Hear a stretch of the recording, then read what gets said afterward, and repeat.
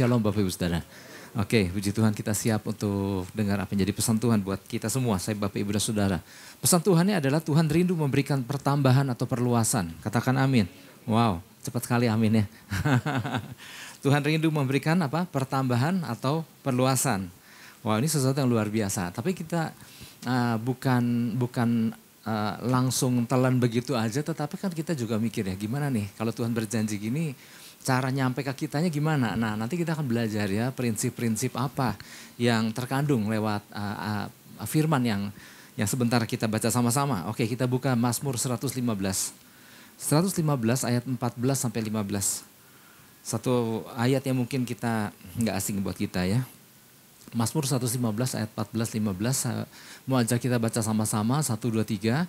Kiranya Tuhan memberikan pertambahan kepada kamu dan kepada anak-anakmu. Yang 15, diberkatilah kamu oleh Tuhan yang menjadikan langit dan bumi. Katakan amin. Wow, luar biasa ya. Jadi sedikit latar belakang tentang Mazmur ini. Mazmur ini merupakan bagian dari ibadah di orang-orang Israel ya. Mereka bersaut-sautan menyanyikan Mazmur ini ya untuk mengenang akan masa dulu, masa-masa pembuangan jauh dari Israel. Kita sering dengar tentang hal ini ya, ketika Israel dibuang jauh dari suasana ibadah yang seperti yang biasa mereka lakukan di Yerusalem ya. Kita pernah dengar juga bagaimana tantangan gak mudah di pembuangan karena suasana penyembahan berhala semua. Maklum dibuang ke Babel kan ya. Nah, mereka hidup sebagai minoritas di sana. Nah, tetapi ketika mereka ada di tengah keadaan yang sangat gak enak itu, mereka pemasun menggubah nyanyian pengagungan kepada Tuhan secara bersaut-sautan ini. Ya, untuk menguatkan satu dengan yang lain.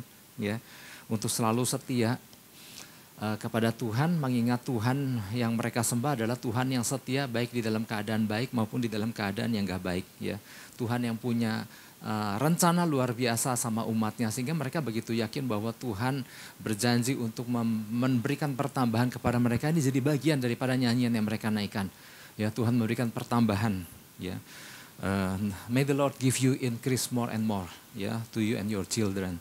Nah gini, jadi ternyata karena Tuhan lewat pesannya ini menyampaikan bahwa dia akan memberikan pertambahan atau perluasan. Ya, makanya penekanannya di dalam pertambahan ini. Nah, Bapak Ibu Saudara, pertambahan yang dimaksud atau increase yang dimaksud di sini adalah pertambahan di berbagai area. Wow, di berbagai apa? Jadi bukan cuma sekedar soal materi, ya, bukan soal uang aja gitu, bukan soal harta benda aja, tetapi berbagai aspek, ya, termasuk di dalamnya sukacita, termasuk di dalamnya bertambah-tambah di dalam damai sejahtera. Ya, bertambah hikmatnya, bertambah juga di dalam kalau kita punya kebijaksanaan masih level awal mungkin ditambah-tambahkan ya semakin lebih bijak ya. Kalau imannya hanya ukuran kecil akan ditambah-tambahkan menjadi semakin besar. Jadi artinya pertambahan yang dimaksud di sini adalah pertambahan di berbagai aspek ya. Jasmani maupun rohani. Ya. Nah jadi ayat ini gak cuma sekedar Tuhan akan kasih pertambahan aja, tetapi ada di situ dikatakan, oh di sini enggak, kalau bahasa Indonesia enggak ya, kalau dalam bahasa Inggrisnya more and more, udah dikasih pertambahan, more and more, lebih dan lebih lagi. Wow, ini kan sesuatu yang luar biasa. Waduh Pak, amin Pak gitu ya. Jadi itu yang dibutuhkan ya, tetapi bukan cuma sekedar tertentu aja. Banyak perkara, banyak aspek. Ya. Sebenarnya gini, bukan cuma kerinduan kita kok. Tuhan rindu untuk memberikan pertambahan kepada kita. Katakan amin. Dari kitab Kejadian yang pertama aja, kalau kita buka di Kejadian 1 ayat 28 yang terkenal itu, yang sering kita dengar. Ya, Tuhan kan bilang, Allah memberkati mereka, lalu Allah berfirman kepada mereka, beranak cuculah dan bertambah banyak. Penuhilah bumi dan taklukkanlah itu, berkuasalah dan selanjutnya. Nah ternyata gini Bapak Ibu Saudara, beranak cucu dan bertambah banyak. Nah kata bertambah banyak itu bukan cuma sekedar anaknya jadi banyak aja dan memenuhi bumi dengan keturunan-keturunan ilahi. Bukan itu aja, ternyata kata bertambah banyak atau rabah. Di situ dikatakan bermultiplikasi bukan hanya di dalam perkara soal anak, tetapi bertambah-tambah bukan hanya become many, tetapi juga become great. Abundance in many aspects. Jadi berlimpah di dalam banyak aspek. Bukan sesuatu yang bisa dihitung aja. Makanya bukan hanya become many, tetapi become great. Sesuatu yang gak bisa dihitung. Luas, besar. Ya, jadi artinya bukan cuma sekedar anak aja. Tapi banyak hal. Dan itu kerinduan Tuhan dari sejak pertama. Ya, penciptaan. Termasuk dalamnya kehidupan rohani yang bertambah-tambah. Pengenalan akan Tuhan yang bertambah-tambah. Perluasan area, betul. Pertambahan materi, betul. Tanggung jawab, jangan lupa juga diperluas. Jadi artinya pertambahan di banyak aspek. Berbicara multidimensi. Ya. Peningkatan di dalam banyak hal. Karena Tuhan memang punya rencana luar biasa buat setiap manusia yang diciptakannya. Ya. Dan Tuhan gak pernah mengubah rencana itu. Makanya sampai di Mazmur ini tetap Tuhan rindu untuk terus memberikan pertambahan atas umatnya. Nah, ini yang perlu kita tangkap Bapak Ibu Saudara. Ya. Bukan hanya kita butuh dan Tuhan pelit, enggak. Tuhan yang memang punya rencana untuk itu. Dan Tuhan mau kita nangkep dengan cara yang benar gitu maksudnya. Nah, ini yang menjadi pesan Tuhan bagi kita. Ini menjadi pesan Tuhan bagi kita, saya Bapak Ibu Saudara. Bahwa pesan ini bukan sekedar mengiming-imingi kita dengan adanya rencana pertambahan Tuhan atas manusia. Kemudian gak ada solusi, cuma janji begitu aja. Oh enggak. Bukan cuma sekedar itu. Bukan cuma sekedar janji. Tuhan ingin kita memahami maksud Tuhan di balik pertambahan dan apa yang harus kita persiapkan. Betul, kita terima janji itu. Ada pertambahan, ada perluasan. Tetapi jangan lupa, ada persiapan. Ya. Kadang-kadang kan kita, bukan kita ya, kadang-kadang kan gak sedikit orang percaya cuma pengen bertambah-tambahnya tetapi gak mau dengar soal persiapan. Ya, tanpa pemahaman ini maka jangan sampai orang percaya akhirnya frustasi dengan apa yang Tuhan janjikan. Tuhan sih janji luar biasa tapi gak pernah terima Pak gitu. Nah karena kan kita cuma tangkap janjinya tapi gak melakukan apa-apa. Ya, dianggap cuma sekedar ya berita hiburan aja gitu ya. Tanpa pernah dapat menikmatinya, tapi enggak loh. Namanya Tuhan berjanji, dia bertanggung jawab untuk menggenapinya. Ya. Nah pertama-tama kita harus paham bahwa pertambahan atau increase yang Tuhan sediakan bukan hanya tentang materi dan uang ya. Tadi kita udah ngerti ya. Tapi banyak aspek ya, di banyak aspek dalam kehidupan kita orang percaya. Jadi bukan hanya sesuatu yang bisa dihitung aja, sesuatu yang nggak bisa dihitung ya. Sesuatu yang di luar hal-hal yang materi itu maksudnya ya. Nah kita aja, si orang percaya aja yang sering menyempitkan makna itu menjadi materi. Gue butuhnya materi gitu, bukan itu aja, banyak hal ya. Nah kita semua membutuhkan materi betul ya. Misalnya uang, siapa sih yang gak butuh ya. Tetapi gak banyak yang memikirkan penambahan sarana penunjangnya. Kita hanya mengaminkan, yes Tuhan memberikan pertambahan. Tapi kita gak memikirkan pertambahan di dalam hal sarana penunjang sehingga si materi itu ini, kalau contohnya materi. Kalau si materi itu bisa nyampe, diterima. Ya, ini untuk mempermudah contohnya makanya itu. Misalnya gini deh, anak kecil minta permen ya. Minta permen Pak, aku minta permennya banyak gitu ya. Kira-kira orang tuanya bisa kasih permennya banyak gak sih? Ya. Terus orang tuanya bawa permennya banyak nih. Nih nak, terima gitu ya. Terus si anak bisa terima gak sih? Dia butuh apa? Dia butuh tempat. Dia butuh wadahnya. Dia butuh sarananya. Sama seperti waktu kita minta sama Tuhan. Tuhan aku minta pertambahan. Ya buat Tuhan karena ini bagian daripada janjinya. Tapi waktu Tuhan kasih, apakah kita bisa menanggungnya enggak? Bisa menerimanya enggak? Punya wadahnya enggak? Nah ini kan yang harus kita pikirkan. Kadang-kadang kan cuman mintanya aja. Tetapi wadahnya itu, apakah kita ikut mempersiapkannya enggak? Ya. Nah ini yang yang boleh menjadi hal yang perlu ditekankan juga, prinsip-prinsip apa yang perlu kita pahami kalau gitu.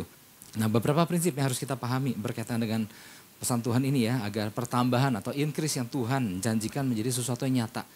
Yang pertama adalah gini, pahami bahwa dibutuhkan wadah untuk menampung pertambahan yang Tuhan berikan.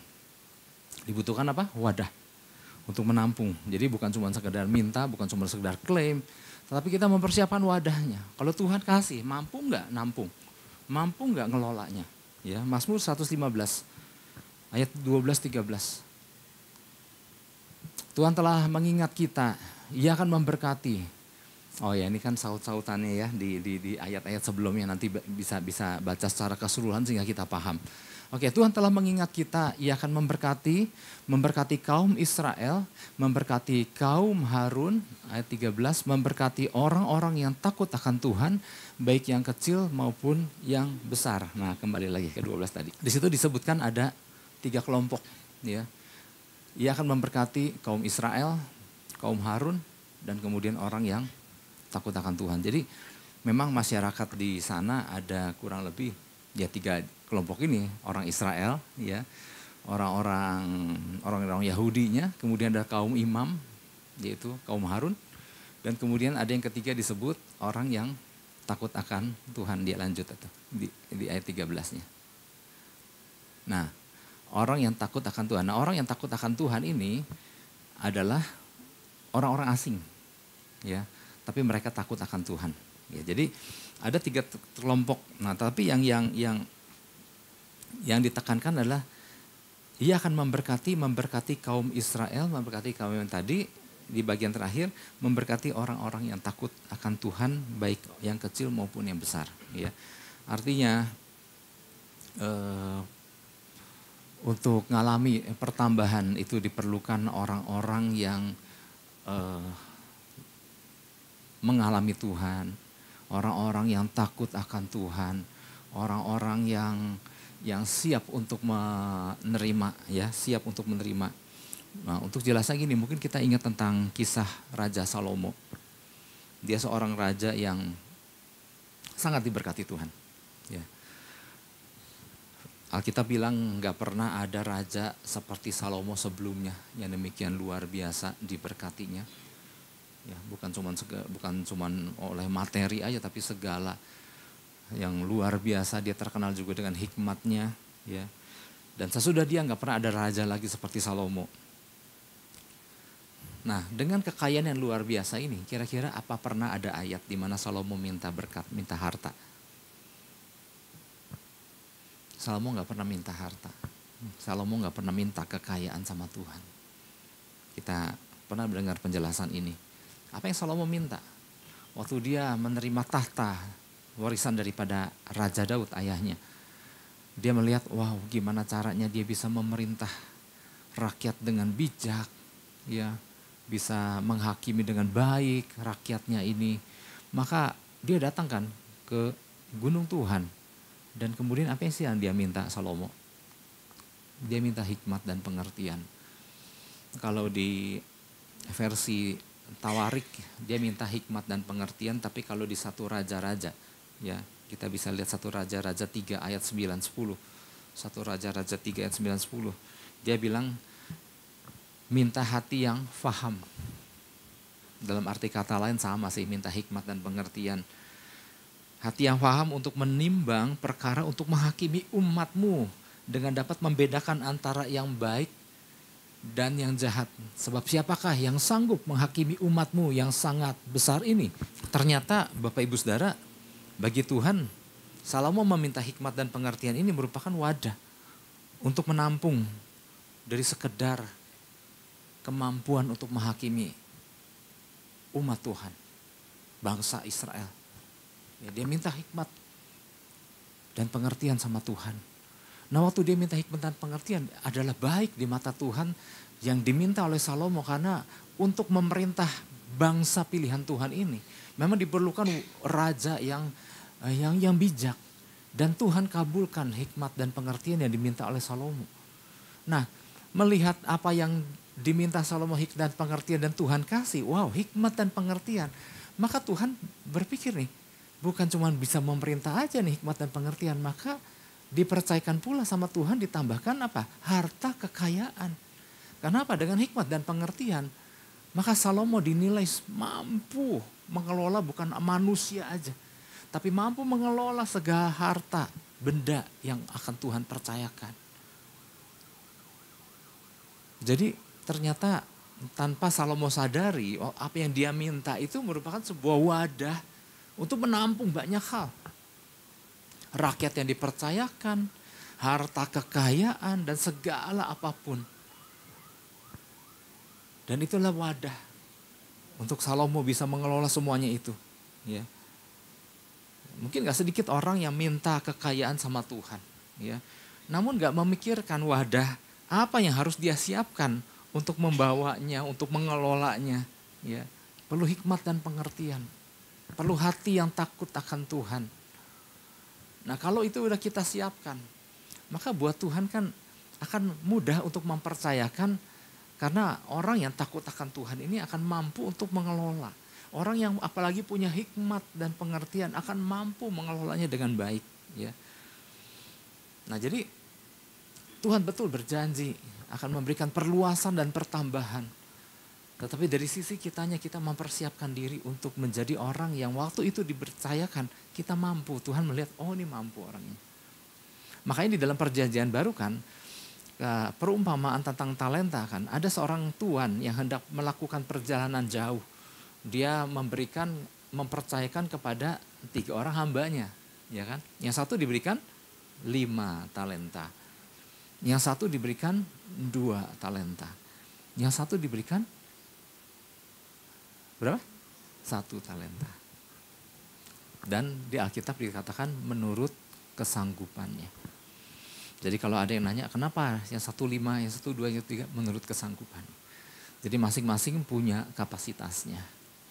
Dan pergilah si tuannya itu, dan kemudian hamba yang punya dikasih 5 talenta, dia kelola sedemikian rupa menghasilkan 5 talenta lagi. Hamba yang punya 2 talenta, dia kelola menghasilkan apa? 2 talenta lagi. Hamba yang punya 1 talenta, ternyata dia nggak kelola, dia kubur. Dan ketika tuannya suatu hari pulang, mengadakan perhitungan kan. Makanya dia senang sekali, hamba yang 5 menghasilkan 5 menjadi 10, yang 2 menghasilkan 2 menjadi 4. Yang 1 ternyata nggak menghasilkan apa-apa. Dan dikatakan sama tuannya kepada hamba yang 1 itu, engkau yang malas dan jahat. Nah kemudian si talenta yang dia tanam itu, kemudian kan si tuannya bilang, ambil itu. Berikan kepada siapa? Kepada yang punya berapa talenta? Nggak baca ya berarti ya. Berikan kepada yang 5 talenta.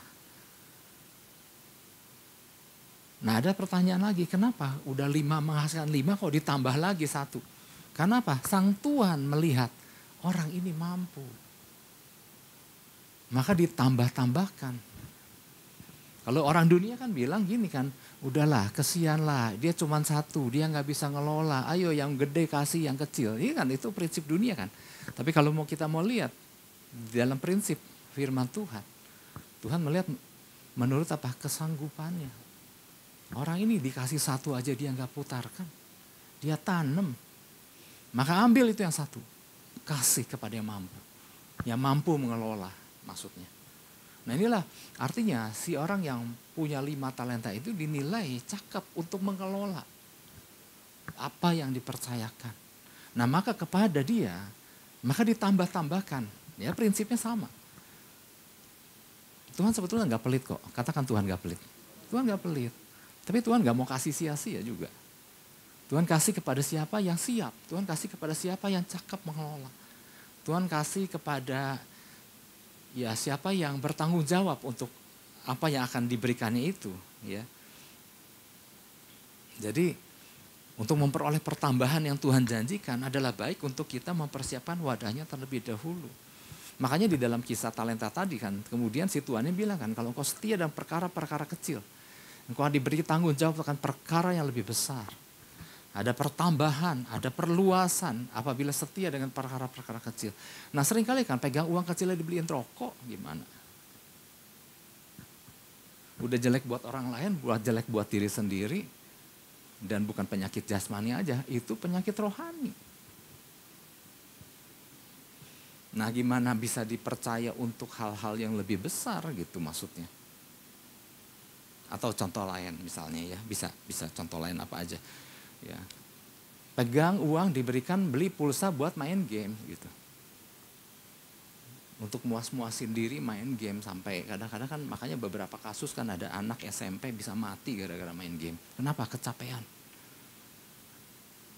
Ya, artinya dia menyia-nyiakan apa yang dipercayakan Tuhan.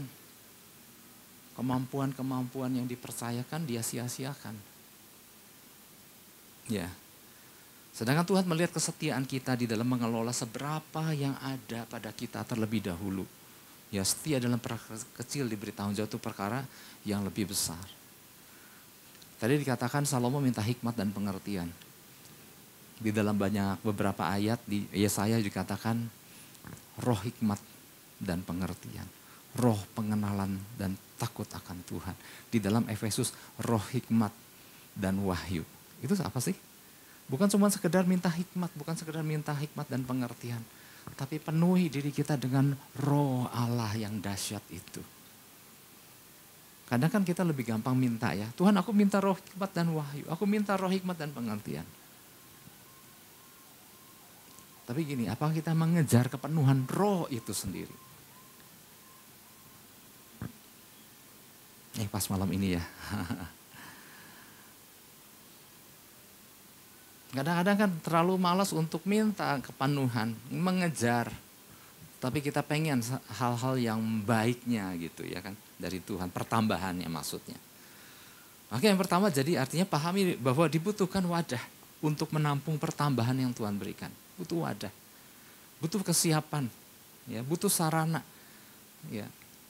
Oke, yang kedua, pahami bahwa Tuhan sebetulnya telah menolong kita mempersiapkan wadah yang cukup untuk menampung pertambahan yang Ia akan berikan. Oh, yang kedua adalah gini, mungkin kita nggak menyadari. Tuhan telah menolong kita mempersiapkan wadah yang cukup untuk menampung pertambahan yang Ia berikan. Betul sih, yang pertama kita memang harus sadar bahwa aku harus mempersiapkan wadah. Aku harus mempersiapkan diri untuk membuktikan bahwa aku siap untuk mengalami perluasan pertambahan. Kita harus buktikan itu. Yang kedua, ternyata gini, Tuhan tahu keterbatasan kita. Oleh sebab itu Tuhan ikut bantu mempersiapkannya. Kalau mau ada pertambahan kan berarti kan kapasitas ada yang harus ditambah, iya kan? Maka Tuhan bantu memperluas kapasitas kita. Tetapi ternyata gini Bapak Ibu Saudara, waktu Tuhan tambah kapasitas kita, perlebar kapasitas kita, itu adalah sesuatu yang tidak mengenakan. Oke, Mazmur 115 ayat 9-11. Hai Israel, percayalah kepada Tuhan, Dialah pertolongan mereka dan perisai mereka.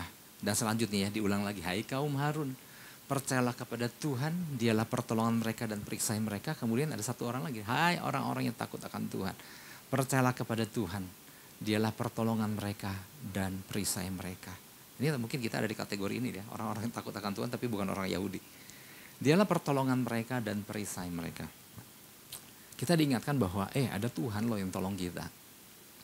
Ada Tuhan yang bantu kita. Ada Tuhan yang mempersiapkan kita.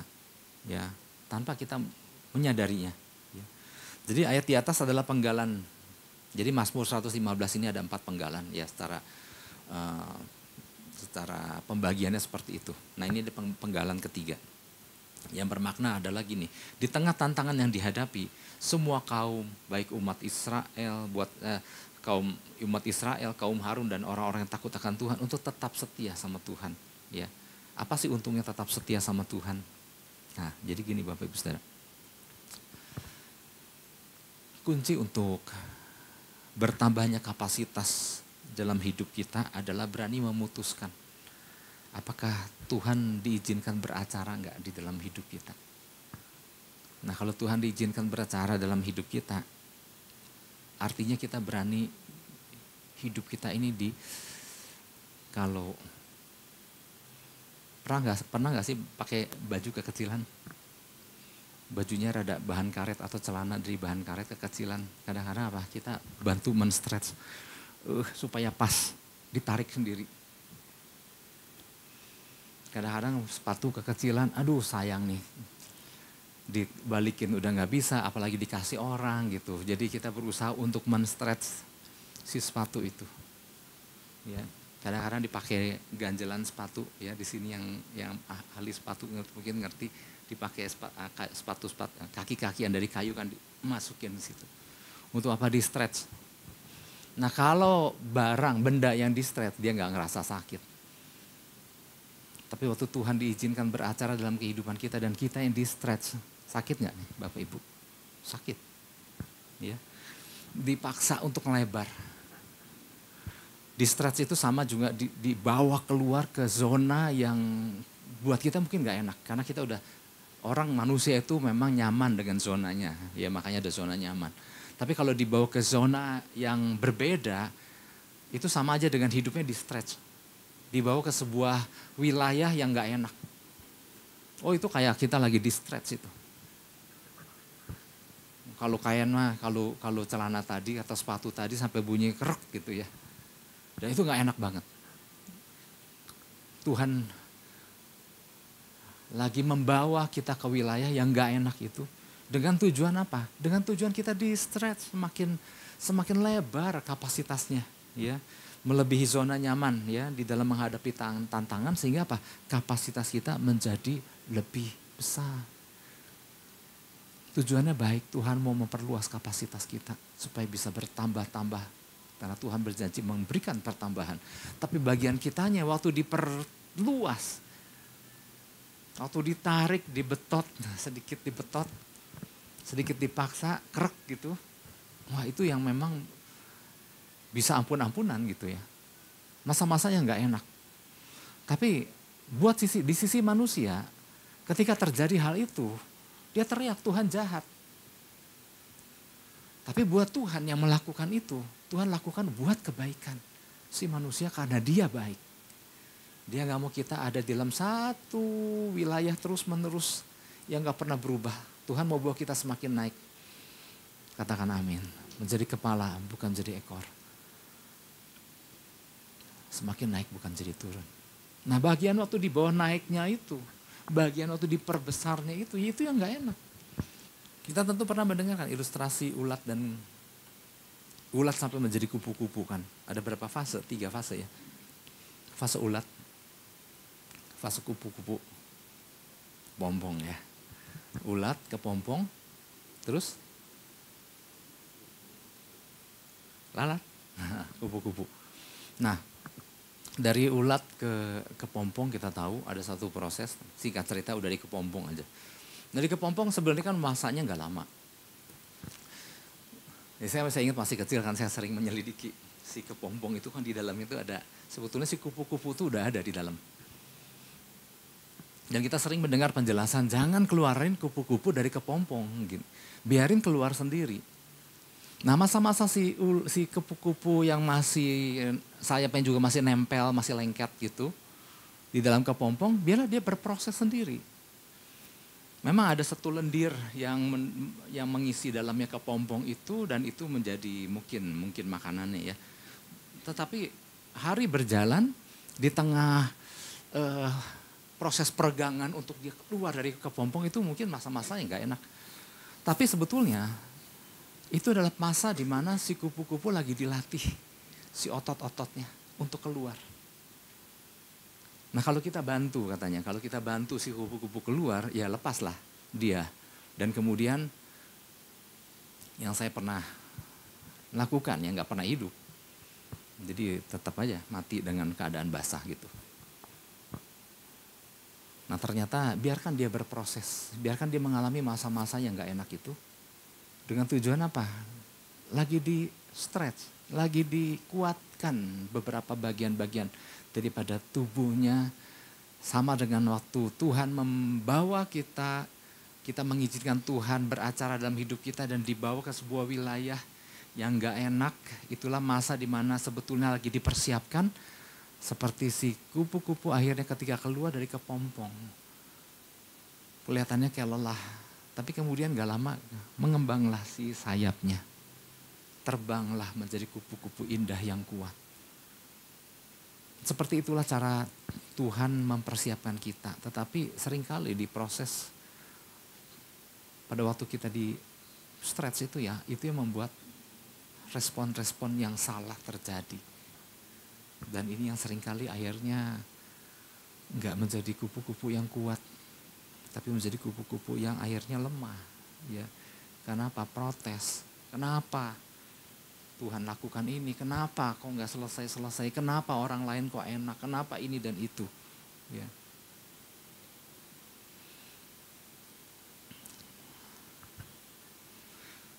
Sadar nggak kita? Pada saat kita berdoa, minta Tuhan kalau engkau berjanji memberikan perluasan, maka oke, Tuhan berikan perluasan dan pertambahan itu. Sadar nggak waktu kita minta, yang datang bukan itu. Yang datang masalah. Sebetulnya bukannya Tuhan kok minta A dikasih B, enggak. Minta A, oke, Tuhan persiapkan untuk menerima A. Tuhan aku pengen minta sabar. Pernah nggak dengar orang minta sabar? Ternyata yang datang apa? Orang-orang yang nyebelin. Bukannya Tuhan nggak memenuhi apa yang diminta, karena permintaannya bagus kan, minta sabar. Maka Tuhan kasih orang-orang untuk melatih kesabarannya. Dengan itu dia dilatih. Nah, prinsip ini yang kita perlu pahami ya. Jadi artinya Tuhan mau kita, Tuhan sebetulnya mau tolong kita untuk menyediakan wadah supaya pada saat Tuhan kasih pertambahan itu kita mampu gitu. Dan Tuhan bantu kita di proses itu. Ya. Makanya Bapak Ibu Saudara, kalau kita buka Mazmur pasal yang keempat, ayat yang kedua, Mazmur 4 ayat 2. Nah, oke. Untuk pemimpin biduan ini yang satu ya, dengan permainan kecapi Mazmur Daud, artinya Daud ya. Apabila aku berseru, jawablah aku, ya Allah yang membendarkan aku. Di dalam kesesakan engkau memberi kelegaan kepadaku. Kasihanilah aku dan dengarlah doaku. Yang perhatikan kalimat di dalam kesesakan engkau memberi kelegaan kepadaku. Ternyata artinya unik. Diterjemahkan dalam Alkitab bahasa Indonesia, di dalam kesesakan engkau memberi kelegaan. Ternyata betul sih, artinya lega gitu ya. Tetapi sebetulnya di dalam bahasa aslinya, itu kita bisa lihat di dalam versi The Passion Translation atau di Amplified, di situ dikatakan di dalam kesesakan engkau memberi, engkau memperluas, you enlarge me, ya. Whenever I was in distress, you enlarge me. Jadi bukan memberikan kelegaan waktu aku di dalam kesesakan, engkau sedang memberi aku keluasan di dalam hal kapasitas. Jadi pemazmur, makanya Daud paham ya tentang prinsip ini. Tantangan yang dihadapi sebetulnya dia ngerti cara Tuhan mempersiapkan Daud menjadi orang yang seperti yang Tuhan inginkan di ujung sana. Ya, jadi Tuhan izinkan dia dikejar-kejar sama Saul. Untuk apa?